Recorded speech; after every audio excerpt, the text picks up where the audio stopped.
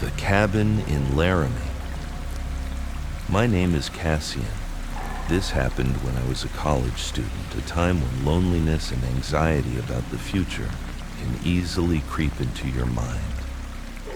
I was attending a small university in Wyoming, a place where the Great Plains stretch on forever and tiny towns are scattered like dust motes on a map. Instead of the crowded dorms, I chose to rent a small house on the outskirts of Laramie. It was an old, weathered wooden house that stood all by itself, and the rent was suspiciously cheap. For a poor student who wanted a quiet space to study, it seemed perfect. But the quiet I was looking for was of a different kind entirely. The first few weeks passed in near total silence. The stillness of Wyoming isn't like the quiet of a city at night. It's a heavy, vast silence that makes you feel like you're the only living thing for miles. That very silence magnified my own loneliness. And then, it began. In the living room, there was an old oak rocking chair. I never sat in it. One night while I was studying, I heard a steady creak coming from the other room. I figured it was just the wind pushing through the cracks of the old house. I went to look, and the chair was still. A few days later, the sound returned. This time, when I walked into the living room, the chair was slowly rocking to a stop, as if the person sitting in it had just hastily gotten up upon hearing my footsteps. My skepticism began to crack. I started to feel that I wasn't alone. Sometimes, when the wind picked up, I would hear what sounded like a child humming an old, distant melody. The tune woven into the whistling of the wind across the roof. Once, while washing dishes, I glanced out the window and saw the reflection of a small boy with a pale face pressed against the glass, only for him to vanish instantly. I tried to rationalize it, telling myself it was just stress, that my loneliness was causing me to hallucinate, until the blizzard hit. It was a terrifying storm, the kind that is legendary in Wyoming. Snow fell in a thick, blinding sheet, cutting off all roads, burying the town of Laramie in a world of white. I was completely trapped in the wooden house. That night, the power went out. The house was plunged into darkness and a dead silence, broken only by the howl of the blizzard outside. And then the cold came. It wasn't a normal cold. It was a cold that seeped into my bones, a cold that carried a sense of despair, creeping through the wooden planks and radiating from the very walls of the house. I lit a fire in the hearth, but the flames seemed to give off no warmth. And when I turned around, I saw them. They were standing in the corner of the living room where the shadows were deepest. A woman in a simple, old-fashioned pioneer dress, her face gaunt, her eyes sunken. Huddled behind her was a small boy, the same one I had seen at the window. They didn't speak. They just stood there, watching me. Their gaze held no malice, only an endless sadness and an infinite cold. I panicked, ran into my bedroom, and locked the door. I crawled under the bed, trembling and praying. But the cold followed me, seeping up through the floorboards. I could hear their footsteps walking around the living room, and the rocking chair began its slow, steady creak once more. Then, everything went quiet again. I lay under the bed holding my breath, listening. A few minutes passed like an eternity. Just when I thought they might have gone, I heard the door to my bedroom creak open. I didn't dare look.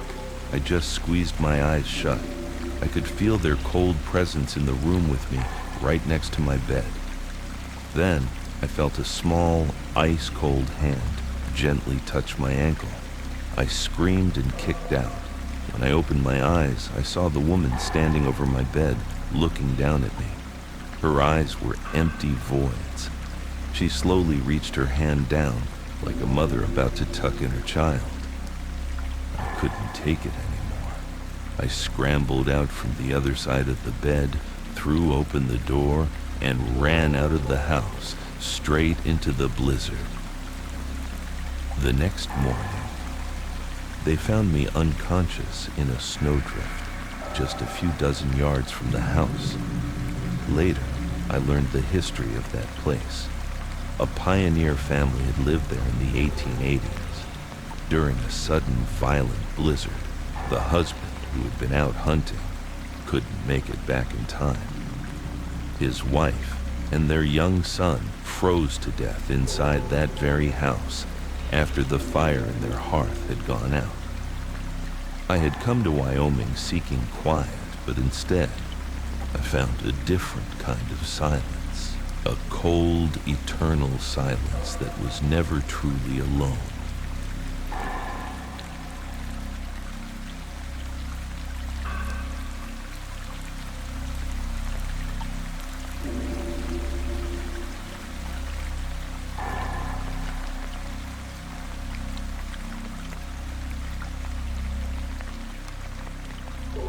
The Black-Eyed Doctor.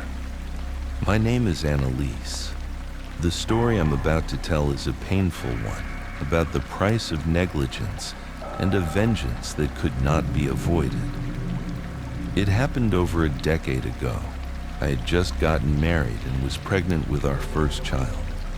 We lived in a small, developing town where a new private general hospital had just been built.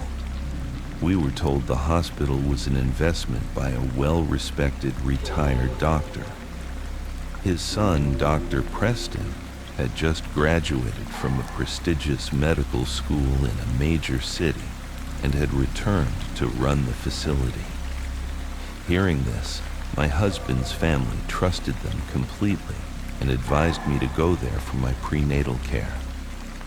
Preston was only about 30, with round glasses and an air of absolute arrogance. He was always comparing our small-town hospital to the top-tier city hospitals where he had trained. When he spoke to the local people, he would use overly complex medical jargon, then sigh with condescension when he saw their confusion, before ordering a nurse to explain it in simpler terms. It was infuriating, but no one dared to speak up. When I was 6 months pregnant, I came down with a high fever. Worried about the baby, I drove myself to the hospital's emergency room. As I was checking in, dizzy and exhausted, I forgot to state that I was pregnant on the intake form. That was my mistake. But I was wearing a loose maternity dress, and I had been a patient at that very hospital for my prenatal care for months. Not a single person on staff noticed. As I was lying on a gurney, a nurse came in and injected a powerful antibiotic directly into my IV drip. I asked if the medication was safe for my condition, but she simply replied that it was Dr. Preston's orders. After the injection and some pills, I did feel better very quickly. But for the rest of that day, and all through the next, I no longer felt my baby move inside me. A mother's intuition told me something was terribly wrong. My husband and I rushed back to the hospital. After an ultrasound, the doctor in the maternity ward delivered the devastating news. My baby was gone. It was a stillbirth, caused by the strong dose of antibiotics Dr. Preston had prescribed. My husband went into a rage. He stormed through the hospital shouting for Preston, but instead of an apology, we were met with that same cold, arrogant silence. A few hours later, 2 luxury cars pulled up in front of our house. The old doctor, Preston's father, stepped out, along with a few other influential-looking men.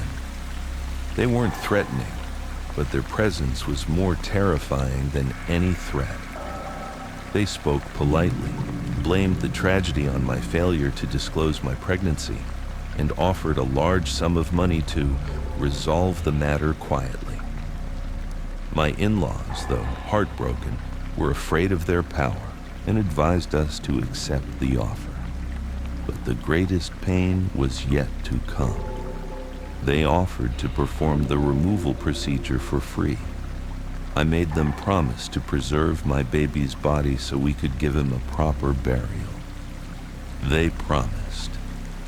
But when I woke up from the surgery, they told me that because the fetus had decomposed, they had already had it disposed of. They handed me an urn of ashes, and I didn't even know if they were truly my sons.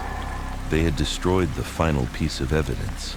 Holding that urn, all I felt was a bottomless, cold hatred. A few months later, after our grief had settled into a dull ache, the retribution began. Every single night, around 11 p.m., the neighborhood would be woken by the sound of a car engine roaring to life, then sputtering and dying over and over again. It was Preston's red sports car. Every night, his car would stall right in front of our house. One night, he couldn't get it started at all. He rang our doorbell. My mother-in-law answered. Preston stood there, humbled and terrified. He said he kept seeing our son, an infant, standing in our yard and staring at him. He begged for permission to leave a bouquet of flowers at our small memorial, a photo of our son on the mantelpiece, as an apology. A few days after that, Preston's father came to our house. This time, he was with a mysterious-looking man in a black suit who looked like some kind of psychic. While the old doctor spoke with us, the other man discreetly placed a small, strange-looking crucifix made of black wood behind our son's photograph.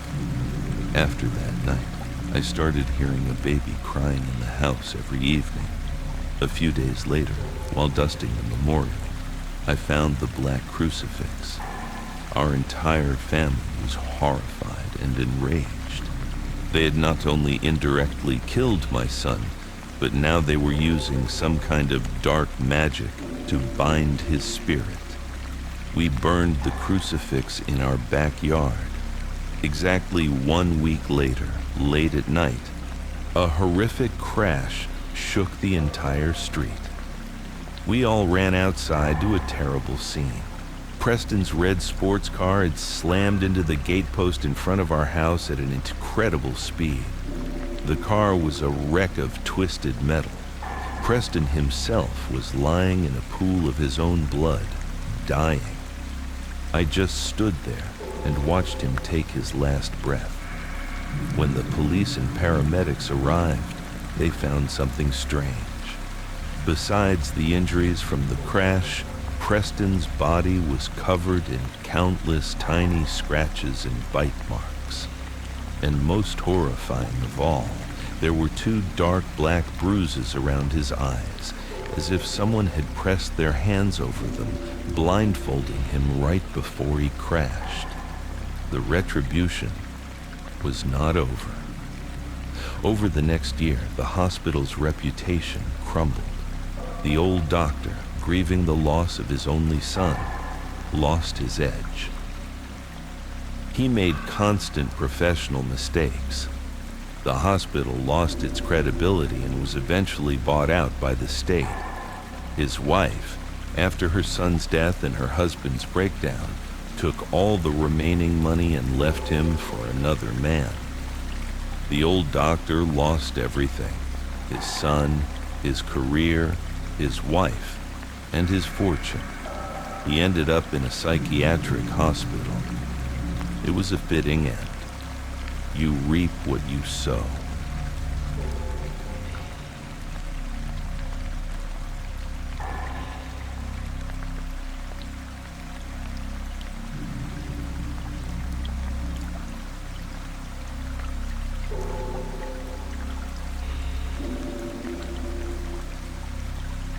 Mr. ELIAS'S Goodbye.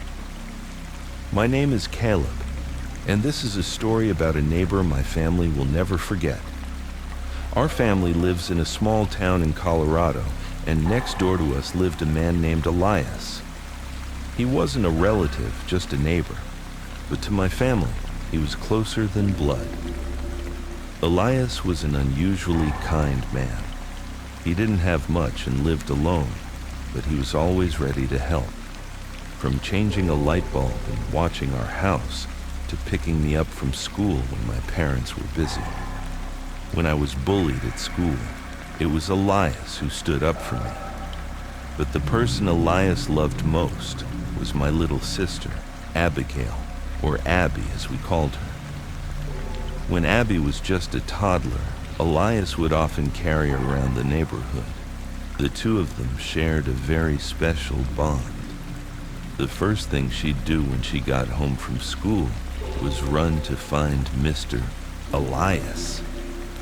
Whenever she wanted something from our mom, she'd run over and have Elias ask for her.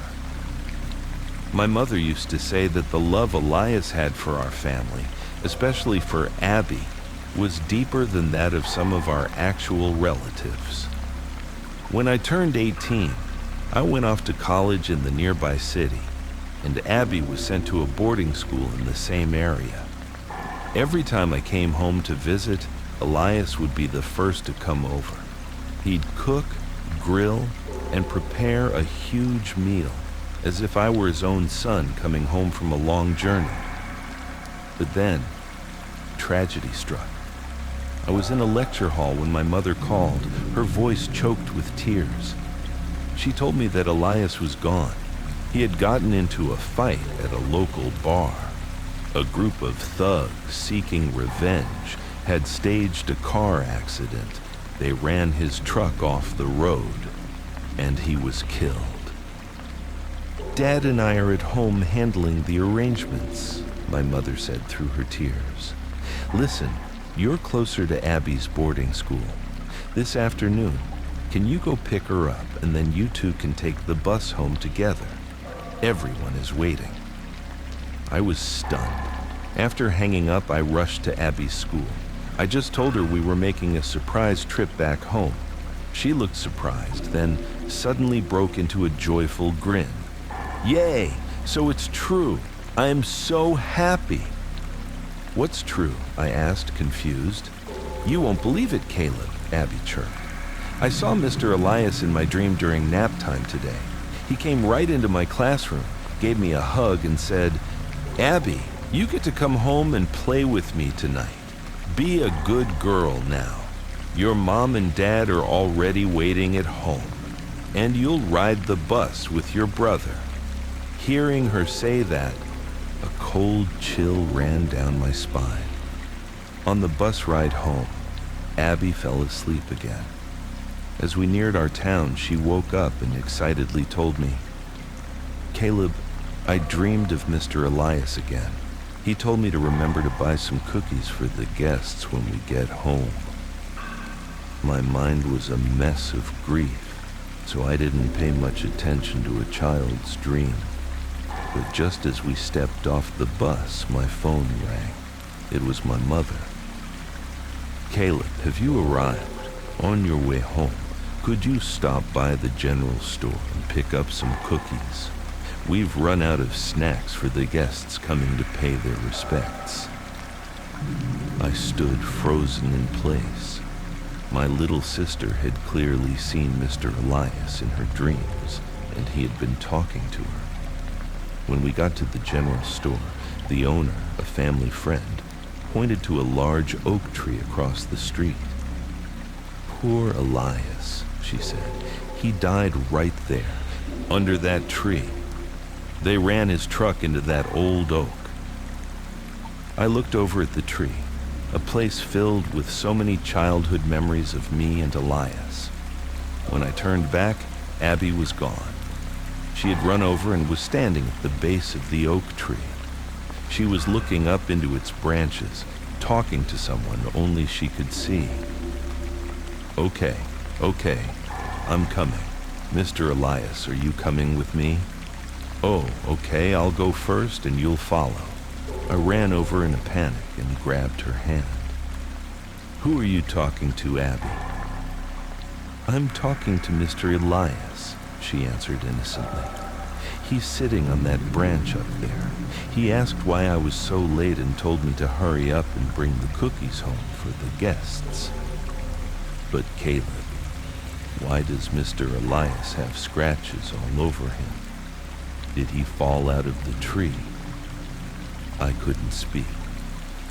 I just held my sister's hand tightly and walked as fast as I could. That night, my parents didn't let Abby attend the wake being held at our home, thinking she was too young. But the strangest thing happened. Around midnight, Elias's sister rushed over to our house in a panic. She said that somehow Abby had walked over to their house by herself.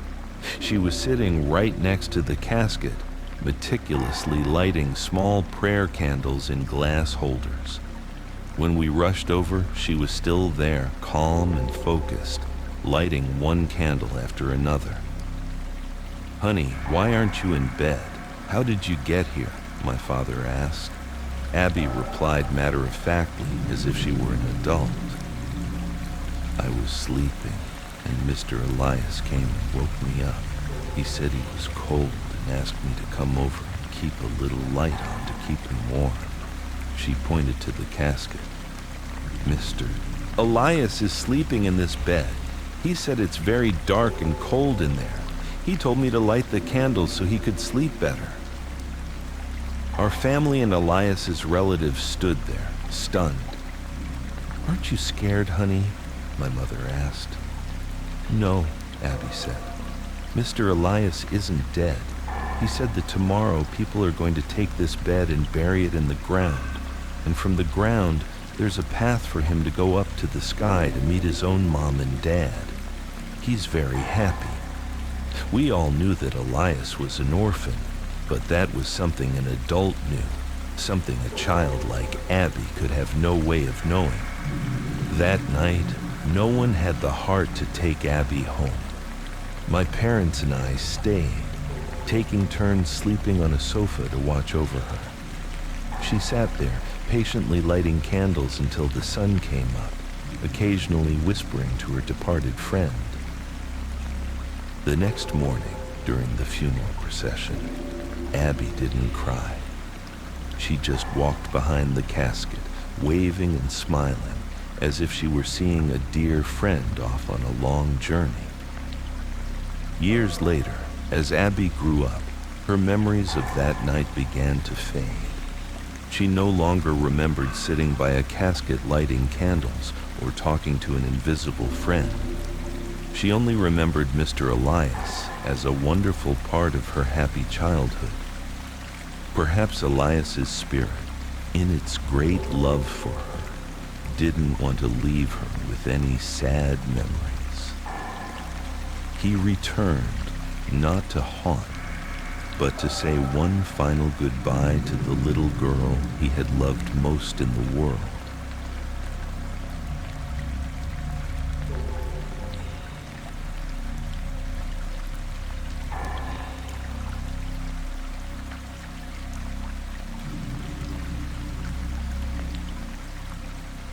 The Ghost on the Rafters.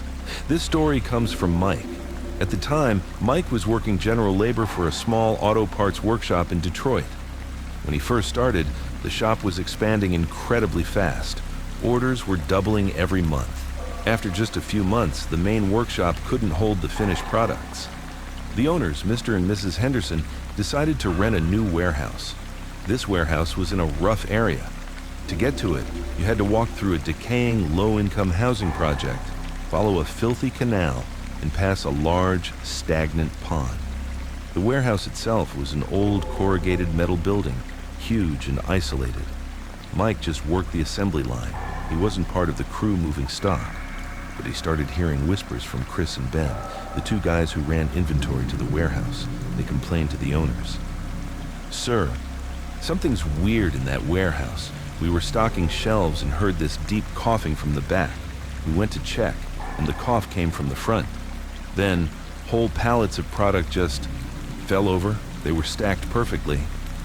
Sometimes we hear rocks hitting the tin roof. But Mr. and Mrs. Henderson were practical people. They didn't believe in ghosts.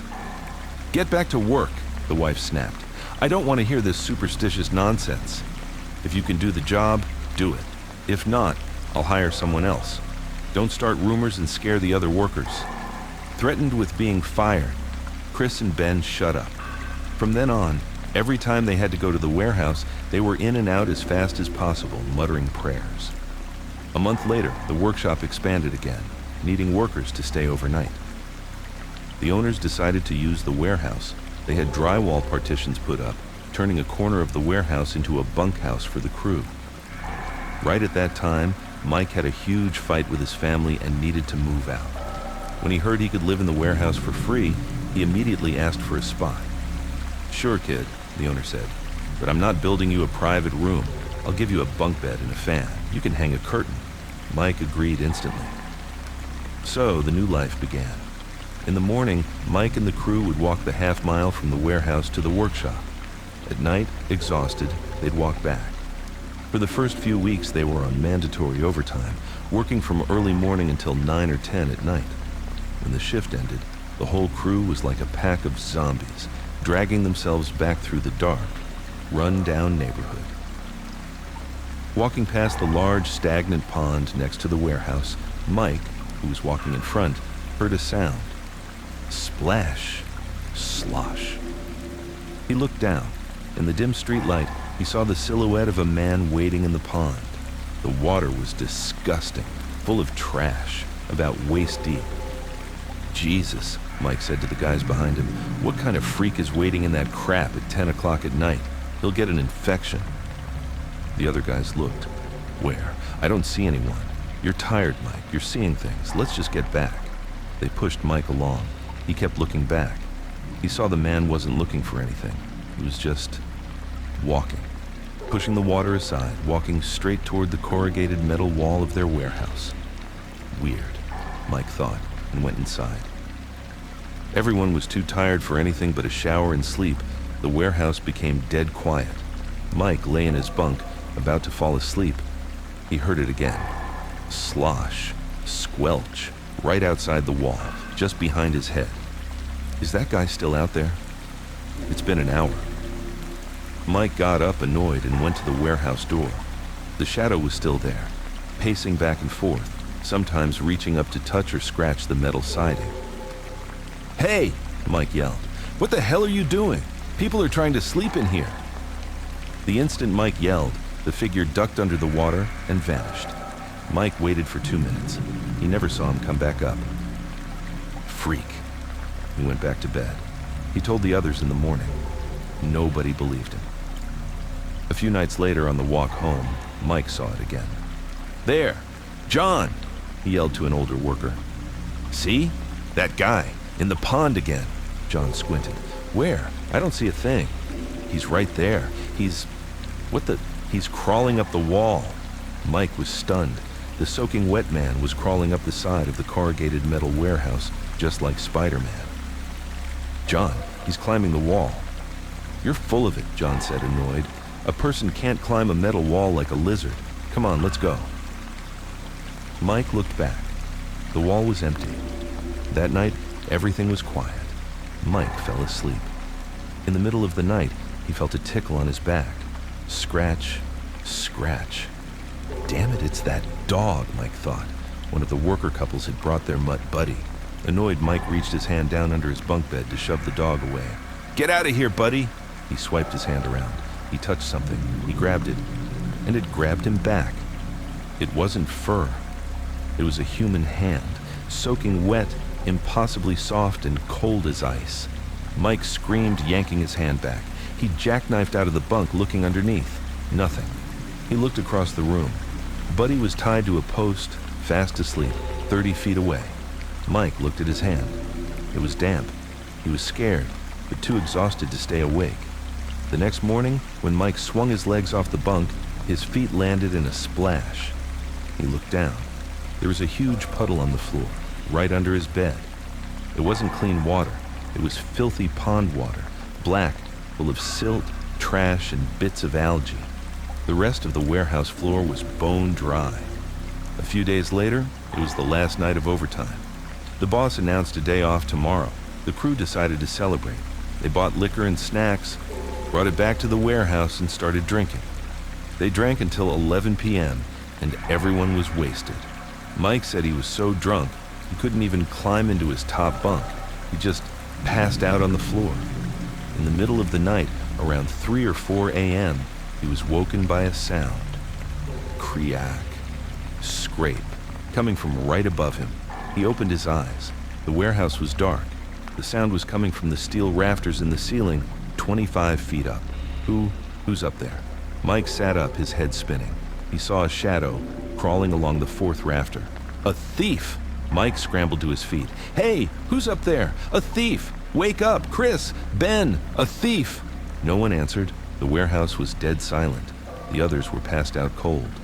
The figure on the rafter stopped and looked down at Mike. Mike was scared and angry. He ran to grab his flashlight. I'm calling the cops! He ran back, aimed the flashlight up, and flicked it on. The beam hit the figure. Mike froze, his blood turning to ice. It wasn't a thief. It was a man's body, naked except for a pair of torn shorts. It was covered in blood and black mud. It wasn't crawling. It was hanging, its head twisted at an unnatural angle, its limbs broken and dangling. As the light hit it, the body slowly lifted its crushed, jellied face, and its empty eye sockets stared straight down at Mike. Mike made a gurgling sound, stumbled backward, tripped, and blacked out. The next morning, the crew woke up and found Mike passed out on the floor, flashlight in hand. They woke him up. He told them everything. This time, Chris and Ben, the first two who saw things, believed him. They rounded up the entire crew and marched to the Hendersons' office. Forced by a terrified crew, the owners finally confessed.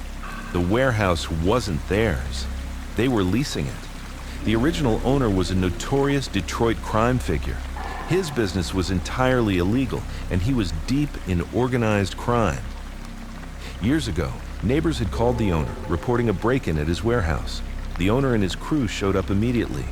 They caught the thief inside. According to the neighbors' testimony later, they heard horrific screaming. Please, I was just hungry. I was desperate. The owner and his crew, probably drunk or high, beat the thief to death. They beat him sadistically, smashing his face, breaking his limbs. Then they dumped the body. The murder was eventually discovered. Witnesses, who hated the owner, came forward. The owner was arrested and sent to prison. His entire operation crumbled, and his properties, including the warehouse, were seized and sold off cheap. The Hendersons knew this story. They knew the place was haunted, but the rent was cheap, so they took it and put their workers in there. After Mike's encounter, the Hendersons were forced to rent an apartment for the workers, but the ghost didn't stop. Inventory in the warehouse continued to be destroyed. A few months later, the Hendersons had to break their lease, took a huge loss, and moved to a different, safer warehouse. Mike kept working for them for a while, but he never went near that neighborhood again.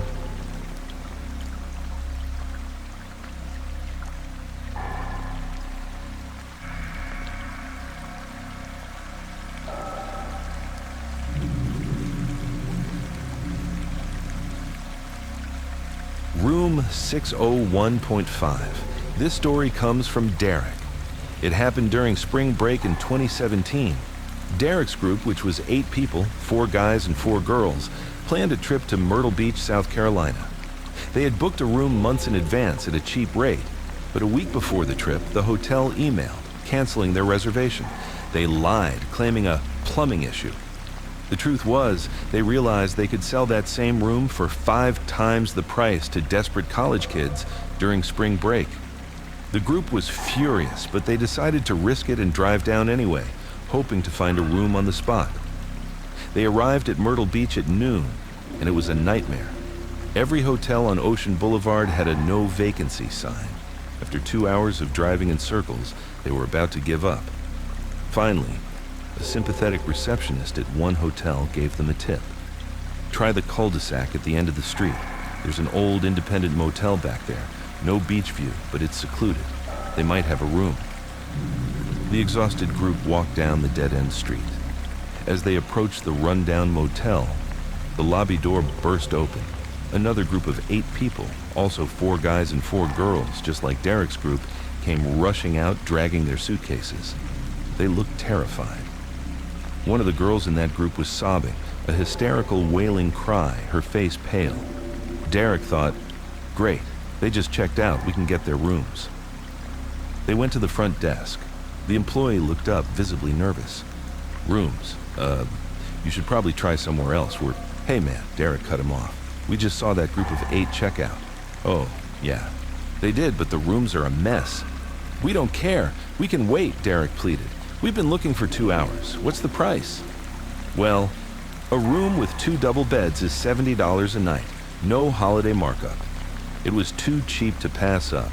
The whole group begged. Finally, the clerk sighed. All right, fine. But I'm warning you, whatever happens, don't blame me. It turned out the other group had only checked in an hour ago. They fled before even unpacking. The rooms were still clean. Your 2 rooms are on the 6th floor, 601 and 602, right next to each other. But the elevator only goes to the 5th floor. You'll have to take the stairs for the last flight. They dragged their luggage up. The stairwell to the 6th floor was tiny, barely wide enough for 1 person, and it stank of heavy, wet mildew. When they got to the 6th floor hallway, Derek, who was an architecture student, immediately noticed something was wrong. The hallway only had 2 doors, 601 and 602, but the doors were nearly 30 feet apart. That's weird, Derek thought. With that much space, these rooms should be huge. But when they opened the doors, both rooms were tiny. 2 double beds, and the room was full. Derek started doing the math. The rooms are small. The doors are far apart. That means there has to be a hidden room between 601 and 602. Derek knocked on the shared wall. Instead of the solid thud of a dividing wall, it made a hollow, empty boom-boom sound, like he was knocking on an empty box, whatever. A room was a room. They split up. Derek and his girlfriend in 601, his friend Ryan and his girlfriend in 602. They agreed to meet at 3 p.m. to go out. Derek couldn't sleep. He just lay there, scrolling on his phone. At 3 p.m., the group got together. Ryan was grinning. What are you smiling about? You guys aren't scared, huh? My prank didn't work? What prank? Derek was confused. Everyone in my room was asleep. I was awake. I didn't hear anything. Ryan said, I was lying there, and I heard scratching on the wall. Screw rape. Screw rape. I figured it was you, Derek, on the other side, trying to spook me. So I knocked back. Thump, thump, thump. I even heard you guys giggle and run away. So I put my mouth to the wall and whispered, you can't scare me. I'm the real ghost here. Ryan didn't know what Derek was already suspecting.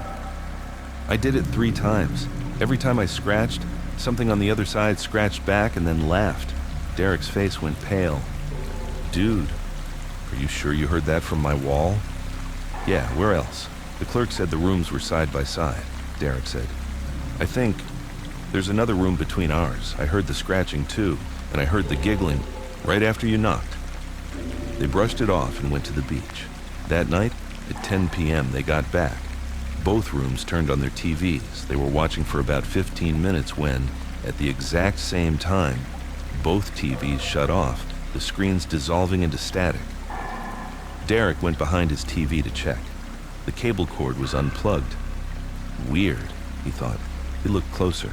The cord was threaded through a small drilled hole in the wall. He plugged it back in.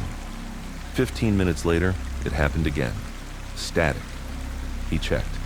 The cable was unplugged again. This time, Derek watched the cord. He saw it slowly, inch by inch, being pulled into the wall, like someone on the other side was reeling it in. What the hell? He grabbed the cord. Ryan, is that you? He felt a gentle tug from the other side. Just then, Ryan banged on his door. Dude, come to my room, quick! All 8 of them piled into room 602. I've got the same problem, Ryan said, pointing at his TV. I'm playing tug of war with it. It's strong. And look at the hole in my room. Derek went over. The hole for the cable in his room, 601, was just a small drilled hole. The hole in Ryan's room was as wide as a dinner bowl.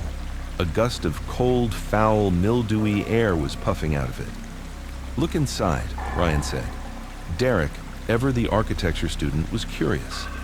He pulled out his phone, turned on the flashlight, and put his eye to the hole. He peered in, the flashlight beam cutting the darkness. It wasn't his room. It was a third secret room, pitch black, covered in dust and cobwebs. Faint light from the street lamp outside filtered through a single grimy window on the far wall, and hanging from the center of the ceiling was a noose. There was no breeze, but the noose was swaying, back and forth, very slowly. Suddenly, the dark hole wasn't dark anymore.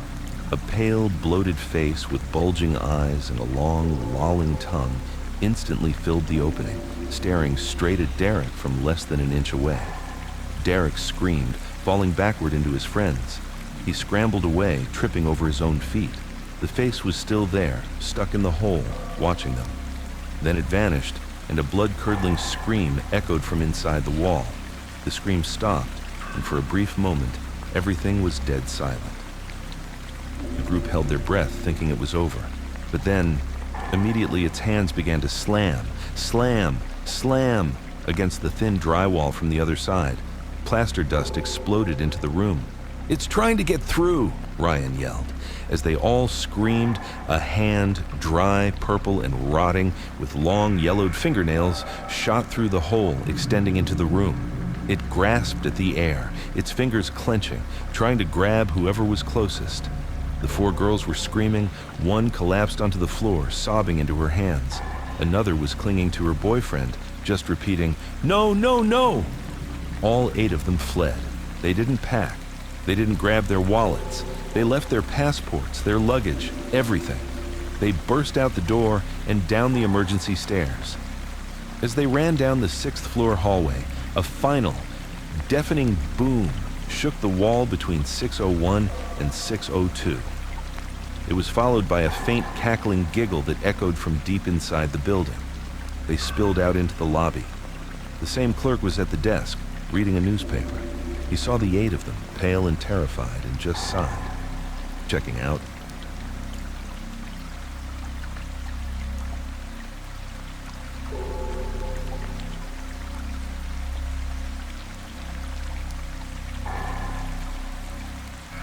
My turn to seek.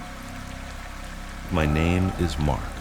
My wife, Sarah, and our 2 kids, Emily, who was 14, and Josh, who was 8, thought we had found a bargain. It was an old farmhouse, a foreclosure, out in rural Pennsylvania. It was so cheap it felt like stealing. We sank every dime we had into it, dreaming of fixing it up, restoring it. The house had character, as they say. Oak floors that creaked, old plaster walls, and a strange feature in the kitchen, a dumbwaiter. It was just a small, square wooden door, sealed shut with thick layers of cream-colored paint. "Great," I joked to Sarah. "We'll turn it into a spice rack." Josh, my 8-year-old, was fascinated by it. "What's in there, Dad?" "Nothing, buddy," I said. "Probably just leads to an old root cellar. Don't touch it." The first week, we were happy. The only noises were hammers and the kids laughing. The second week, it started. It began with the smell. A faint, rotten smell, like spoiled meat that lingered in the kitchen. I checked the fridge, the trash, the pipes. Nothing. The smell seemed to be seeping from the wall with the dumbwaiter. Next were the sounds. In the middle of the night, we'd hear it. Creak, thud. A heavy, ropey sound, like an old pulley straining, followed by the sound of a wooden box hitting the side of the shaft. It was coming from inside the dumbwaiter. Just the house settling, I told myself. The next morning, Sarah called me down, her voice trembling. The dumbwaiter door, the one painted shut, it was open, just a tiny crack. "It's just the house settling," I said again, though my heart was pounding. I got a hammer and some 3-inch nails and nailed it shut. There, fixed. But it wasn't fixed. It was just the beginning. Phase 2 was oppression, and it targeted Josh. We started finding him talking to himself. "I'm not," he'd argue. "I'm talking to the boy in the box." We thought it was an imaginary friend, until Sarah was playing hide and seek with him. She found him hiding in the pantry, shaking, covering his ears. "What are you doing, Josh?" Josh looked at her, his eyes wide. "Shh, I don't want to play anymore. The boy said it's his turn to seek." That night, Sarah woke up screaming. I hit the light, on her back, 3 parallel scratches, deep red and welling with blood. 3 scratches, the classic sign.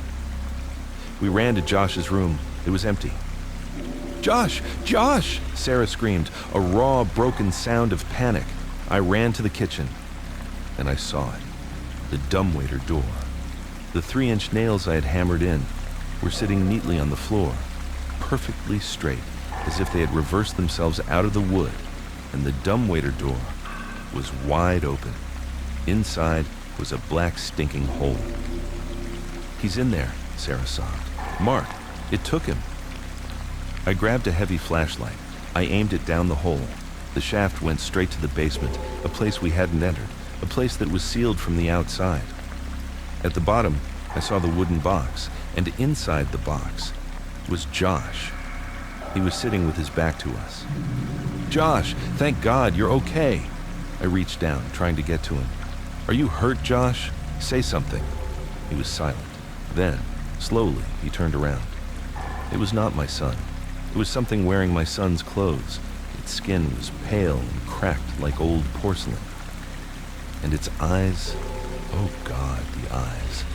They were completely black, solid, oily black, no white. It looked at me, and it smiled. It opened its mouth, and a voice that didn't belong to a child, a dry, ancient, guttural whisper, slid out. "Too late," it said. "Josh is hiding. Now it's my turn to seek." That was 3 weeks ago. I'm telling this story from a cheap motel room 2 states over. We ran. We left everything. Our clothes, our wallets, the house. We just grabbed Emily and drove. We tried. We called a pastor. He came to the house, he looked into Josh's eyes, and he stepped back.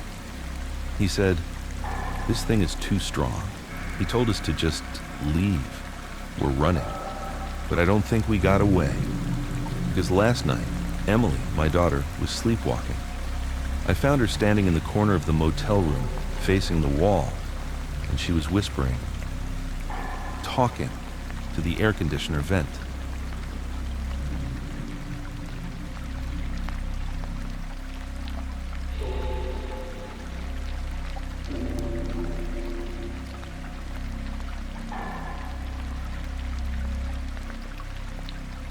He fought a ghost for me. My name is Liam. This story isn't about me, but about my father. It happened one Christmas many years ago when I was just a 9-year-old boy. My family lives in a small, quiet town. My dad is a hard-working man who toils all year to provide for us. He rarely drinks, but he has one exception. The week leading up to Christmas is his time to socialize. He visits friends and neighbors, and of course, shares a few beers.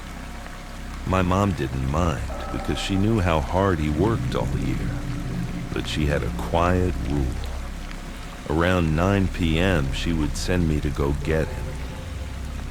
"Liam, go over to Mr. Bill's place and tell your father to come home for dinner," she'd say.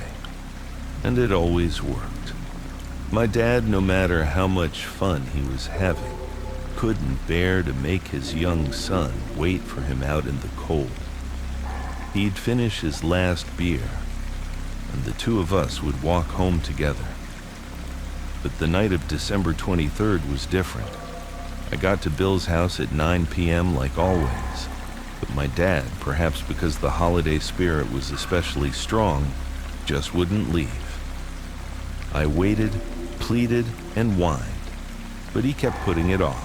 It wasn't until after 10 p.m., when his friends also started nudging him, that he finally agreed to go. The road home was quiet. On one side was a small river, and on the other, a dense, dark forest. My dad, having had a lot of beer, had to stop every so often to relieve himself. The 3rd time he stopped, we were at a section of the road bordered by the thick woods. He stepped a few feet into the tree line. I waited for him on the road.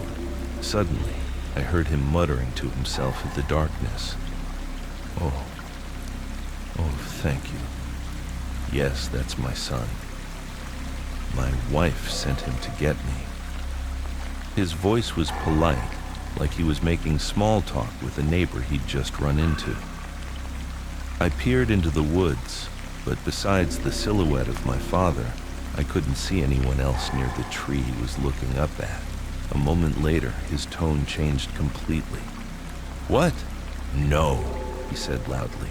You can't. He's my son. He then turned to me, his voice urgent and full of fear. Liam, run home now. Go. Let me handle this bastard. Before I could understand what was happening, he pushed me back toward the road. I turned around and saw a terrifying sight. My dad started picking up rocks and branches, hurling them wildly up at the tree while shouting curses. Not satisfied, he then began to climb the tree, punching and wrestling with the empty branches as if he were fighting an invisible opponent. I was so scared. All I could do was stand there and cry, "Dad, let's go home." A few minutes later, he slid down, his hands and arms scraped and raw. "It ran off," he mumbled. When we got home, my mother was waiting at the door, angry. But when she saw my father's body covered in fresh bruises and scratches, as if he had truly been in a fight, her anger turned to confusion and fear. On Christmas Eve, my dad went out drinking again. This time, he came running home by himself, but he didn't come inside. He ran straight to the shed and came out with an axe. "That bastard is teasing me again," he roared. "Tonight, either it dies or I do." My mother and I rushed out to stop him. We followed him to the same tree from the night before. He stood under it, swinging the axe at the trunk and shouting challenges into the darkness. That night, my dad couldn't sleep. He tossed and turned, and then began talking in his sleep, pleading, "Sir, please forgive me. He's my only son. Don't take him." Our family realized this was no drunken delusion. The next morning, my dad couldn't get out of bed. His body ached, and new red bruises had appeared on his skin, as if he had just been beaten. Terrified, my family sought the advice of some of the town elders. They said my father had likely disrespected a spirit that resided in that old tree. We had to go and make amends. My mother took a bottle of whiskey, and my uncle and I went with my dad back to the tree. My mother slowly poured a little of the whiskey onto the ground at its base as an offering. My father, who was being supported by my uncle, suddenly collapsed to his knees. He looked up at the empty branches, his hands held out in front of him, begging, "I know now, I know. Please forgive me. Please spare my son. Don't take him." My mother and I looked up as there was nothing there. Only my father could see it. After that day, my father slowly recovered. He never went near that tree again.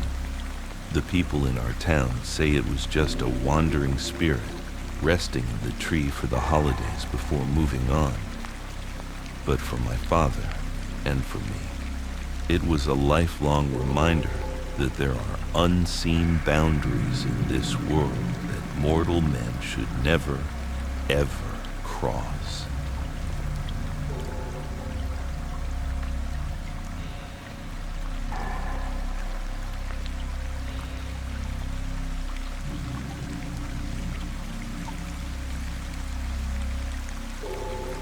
The Lost Girl's coordinates. My name is Corbin, and I'm an astrophotographer. To get the best shots of the Milky Way, my job requires me to travel to the darkest, most remote places on Earth, far from any city lights. I was used to the solitude of the night, but that night in the Nevada desert went far beyond anything I had ever imagined. I had been driving for hours deep into an area known as a dark sky preserve, a place where there isn't a single artificial light for 100 miles. It was just me, my old pickup truck, and a sky so full of stars it was breathtaking. To break the absolute silence, I had the radio on in the truck. An old country music station was my only companion. Around midnight, as I was setting up my camera, the music suddenly cut out. It was replaced by a strange static, and then a clear child's voice came through. It was a little girl, reading a sequence of numbers in a flat, emotionless tone. 7, 3, 1, 0, 9. I frowned. It sounded like a number station from the Cold War. I figured I was so far out that I was picking up some old, stray military signal. I turned the radio off and went back to my work. As I was adjusting my lens, I heard a whisper. It seemed to ride on the desert wind, brushing past my ear. 7, 3, 1, 0, 9. I froze. It was the same girl's voice from the radio, but this time, it was out here, in the open, in the middle of the desolate desert. I quickly spun around, flashing my light into the surrounding darkness. There was nothing, just sagebrush and shadows stretching to infinity. I must be imagining things, I thought. I turned back to my camera, but then I heard it again. This time, the whisper was closer, seeming to come from behind a large rock not far from me. 7, 3, 1, 0, 9. My heart began to pound. This wasn't my imagination. Someone, or something, was out here with me. It was toying with me. Forgetting all about my expensive equipment, I scrambled back toward the truck. As I yanked the door open, the whisper came again, this time right behind me, so close I could feel a cold breath on my neck. I leaped into the cab, locked the doors, and fumbled with the keys. As I turned the ignition, the truck's radio roared to life at full volume. But this time, it wasn't the numbers. It was the same little girl's voice, and it was whispering my name. Corbin. I didn't look back. I slammed the truck into gear and floored it, leaving everything behind as I sped off into the night. I drove nonstop until sunrise, when I finally found a dilapidated old gas station in a tiny town. The old man running the place looked at me with pity as I told him my story, my voice still shaking. He just sighed, wiping his hands on an old rag. "You heard the girl with the numbers," he said. "There's a legend out here. Years ago, a little girl got lost and died out in that desert. They say her spirit still wanders, whispering those numbers." "What are the numbers for?" I asked. The old man looked at me, his eyes full of a deep sadness. "They're the coordinates to where her body was never found. She just wants someone to find her. But everyone who's ever gone looking, they get lost out there too."